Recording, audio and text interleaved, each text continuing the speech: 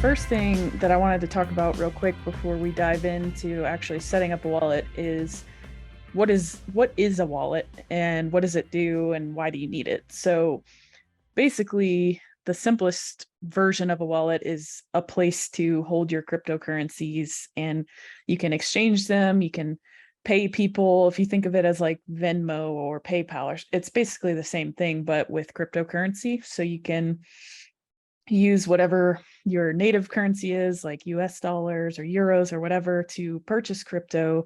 And then you can send it to people, you can pay for things. There's a lot of different stuff that you can do with that. So that's part of it. And that's the most basic version of a wallet. And you can also hold NFTs in your wallet. So I don't know how familiar you guys are with NFTs, but there's all sorts of different versions of NFTs, and you can hold them in your wallet as basically like a gallery of sorts inside of your wallet. And again, you can exchange those or trade those for different things as well using your wallet. And overall, you get a wallet address. And that's what basically is, if you think of it as like your account or like your digital identity, basically in Web3. So kind of the whole concept is you create a wallet one time and then you can use that to access anything in Web3. So instead of like now where you would go to, you'd make a Facebook account and an Instagram account and then maybe like PayPal or Amazon or whatever, all these different accounts and passwords and logins that you have, consolidating that to one source. So that's kind of what the idea of a wallet is and how it's going to eventually in the future help to streamline basically your whole digital identity into one place. And it's a lot more secure than a traditional login because you have a what is it called, a secret key or something like that, where it's like a bunch of random words jumbled up that you have to remember that phrase, and that's what you use to log in. And so nobody else is going to have that phrase except for you. And you definitely want to keep that keep that written down somewhere, not have it on your computer, not save it digitally anywhere. So because eventually your wallet is going to be tied to a bunch of different things. So you don't want anybody getting access to that. But anyway, those are the main things that you would use a wallet for. And as Web3 is expanding and evolving, there's going to be more and more things that you can do with the wallet. So we've seen a couple things so far. Here, let me pull up and show you a couple examples. So one of the prime examples is OpenSea. So if you guys aren't familiar, it's essentially an NFT marketplace. So you can buy different kinds of artwork. You can buy utility NFTs that give you access to like memberships or clubs and different things, which is similar to what we do at the Forest. As you can see here, you can buy trading cards, music, domain names, all sorts of different things, even like assets for the metaverse or for video games and different things. So you can actually use your wallet to connect directly to OpenSea up here in the top right. You just log in with your wallet. And this is what we're going to be seeing more and more of as the technology evolves. It's even accessible on Instagram now. So this is a fairly new feature where you can connect your wallet to Instagram and you can actually display the NFTs that you own on your Instagram profile. So that's pretty cool. And I think that just came out a couple weeks ago. So the wallet technology is going to continue to be adapted by some of these larger companies and kind of pushing the envelope on the way that a wallet is used.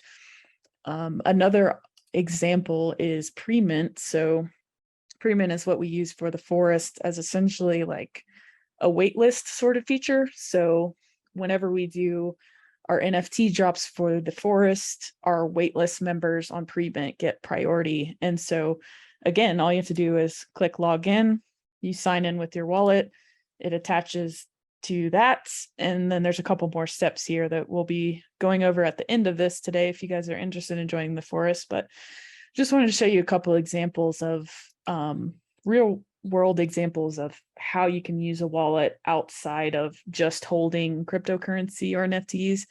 You use it to essentially to log in and access all different parts of the internet. So I just kind of wanted to start with that so you guys could understand like the full scope of what a wallet is, and that it's not just for crypto specifically, but you can definitely use it for that.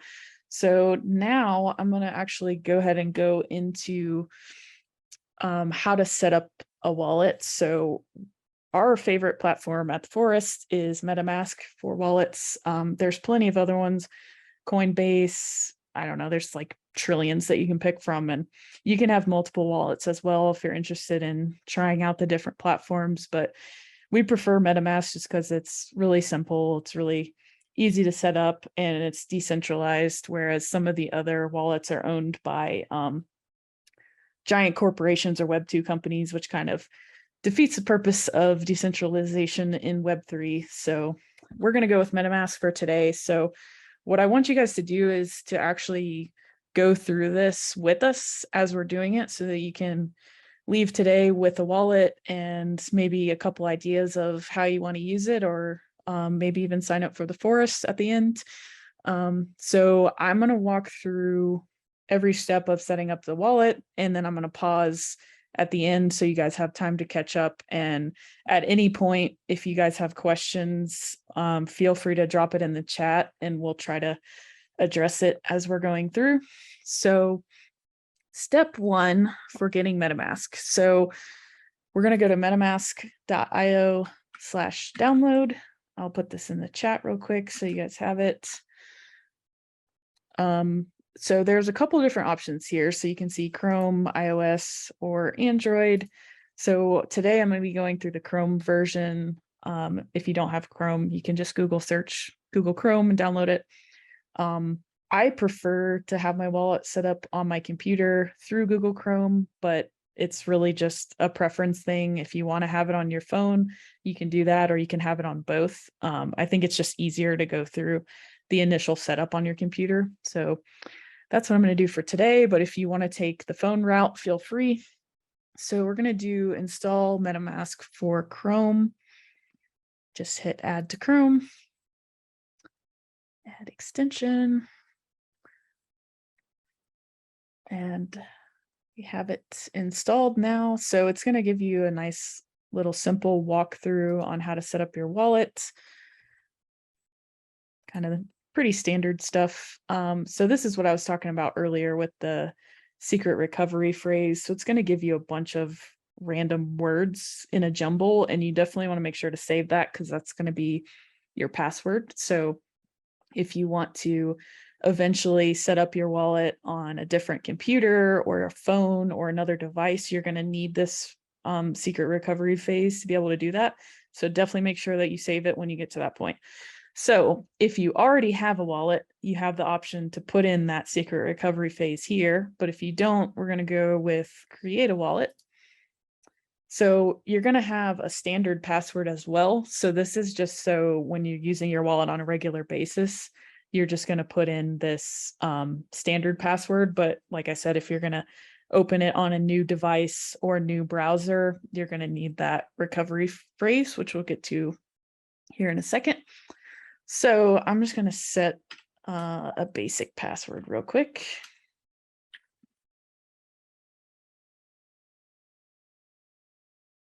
And again, I know I'm kind of like flying through this. So if you guys have questions, feel free to put it in the chat and we'll take a break at the end for you guys to catch up. So they also have some really awesome videos mixed in here and some tutorial documents that you can go through if you want to learn more about how all this works. But for now, I'm just going to skip over that. So now we're to the secret recovery phrase. So this is going to be that weird jumble of words that I was talking about. So it's up to you how you want to save this. I highly recommend just writing it down. That way it doesn't have a digital trace anywhere. Definitely don't want to save it to like the cloud or anything like that, because somebody could potentially hack in and get your phrase. So I'm going to stop sharing for a second so I can copy mine. So basically what I'm doing is just hitting click to reveal what those secret words are. And I'm going to copy that real quick. And then I'm going to hit next. So I'm going to show you what this looks like and then stop sharing again real quick. So now you're going to confirm your secret recovery phase that you just copied down. So it's going to give you a random jumble of all these words, and you have to put them in the correct order of what it gave you. So if you copied that down, that shouldn't be a problem. So I'm going to stop sharing again real quick and type that in. So I put the phrase in correctly. It's giving me a little congratulations page, and then I'm done. So now I officially have a wallet, and just took a couple steps. It was pretty simple. So as you can see here at the top, I have my wallet address, which you can just click to copy that if you want to use it for anything. It gives you this crazy, I don't know, it's like 20 letters and numbers all jumbled together, which is, as you can imagine, a nightmare to remember or to send to anybody and hope that they don't get it wrong if they're trying to send you crypto. So that's where this domain name thing comes in down here. So you can purchase domains through OpenSea or through Unstoppable Domains. You can set up your own custom address. So like we're using Ethereum name service for this one. So these are just kind of like random numbers and stuff. But if you go to Unstoppable Domains, you can actually create a custom one. So for example, mine, I have zamp.eth. So it's just zamp.eth, and I can share that with people and they can send me money to that address instead of having to put in this crazy long address here. So that's just another cool thing that you can do to customize it a little bit more. So after that, as you can see, we don't have any money in here yet. There's options here to buy, send, or swap. So you can trade crypto or trade NFTs with people. You can buy cryptocurrencies as well. There's a whole bunch of different ways that you can do it. I think it also depends what country you're in, also depends what you have access to, but just within a couple clicks, you can easily purchase some Ethereum and start playing around with it. So I would recommend going through this just to kind of see how it works and just buy a little bit of Ethereum and kind of experiment around with it. Maybe buy an NFT or send somebody some Ethereum or something just to kind of like test out that process and experiment and kind of get comfortable with it. And so once you start actually making transactions or purchasing things, they'll show up in here under your activity, and you'll be able to have like a really easy view of the stuff that you've done. It also shows like when you're buying NFTs, or if you're logging into different platforms with your wallet, you can see what platforms your wallet is logged into, and you can log out too. And like if you see suspicious activity or something like that. So that's kind of neat that you can see it all here in one place and see like what you're connected to under this connected sites. So we're not connected to any yet, but that's where it'll be. I think that's pretty much it for the wallet. It's pretty simple to set up. The more complicated part gets into like connecting it to websites and different things that you can use it for, buying NFTs, buying crypto. Also, another option, if you guys want to venture down the rabbit hole, is looking into hardware wallets. So basically what we have now is just a standard digital, what we would call a hot wallet, which means it's hot because you're using it, you're making transactions, you're logging into websites, you're doing different things with it. You can also set up a cold hardware wallet, which is like a physical USB that you can store crypto, NFTs, all kinds of stuff on. Just that way, it makes it like another layer of security so that you have that stuff saved onto a physical thing instead of having it on the internet where it could potentially be hacked. So that's just another option if you guys want to explore things there. But yeah, I think that's it for the wallets side of things.